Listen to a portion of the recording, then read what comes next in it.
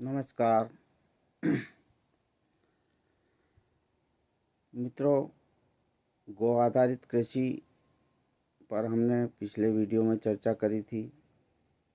गो सेवा और गो आधारित खेती क्यों ज़रूरी है, क्योंकि हम देखते हैं कि दूध के नाम पर हमें बाज़ार में न जाने क्या क्या उपलब्ध कराया जा रहा है। दूध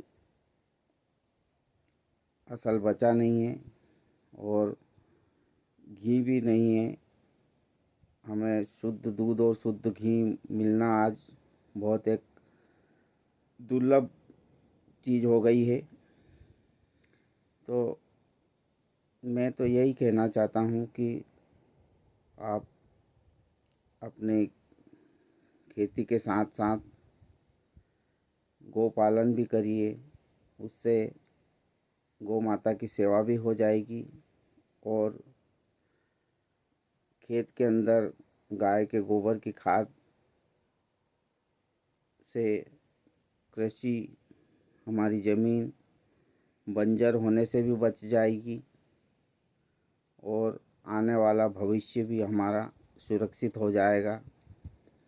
और दूसरी बात, हमारे आने वाली नस्लें ओजस्वी तेजस्वी जन्म लेंगे। ये जो आर्थिक उन्नति है, इसके साथ साथ गौ माता की सेवा भी चलेगी तो ज़मीन बंजर होने से बचेगी और हम कई समस्याओं से बच जाएंगे। मेरा स्वयं का अनुभव है कि जब कोविड की बीमारी चली थी तब मैंने गौशाला छोड़ के कहीं नहीं गया, ना ही मैंने कोई टीका लगवाया, लेकिन मेरे को कोविड का कोई असर नहीं हुआ। यूँ तो बखान करने लगेंगे तो बहुत ही चमत्कारिक है गौ माता की सेवा, पर फिर भी ऐसे अनेकों फ़ायदे हैं, अनेकों ऐसे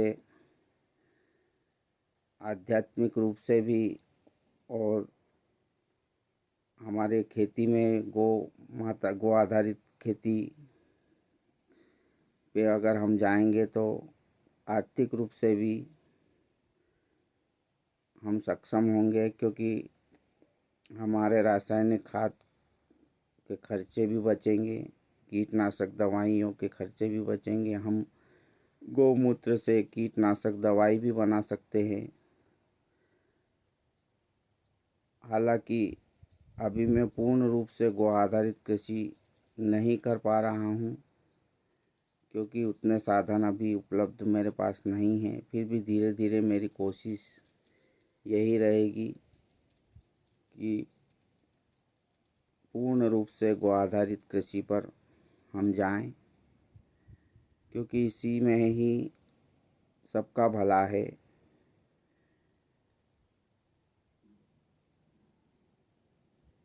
इसी में ही मानवता का भला है।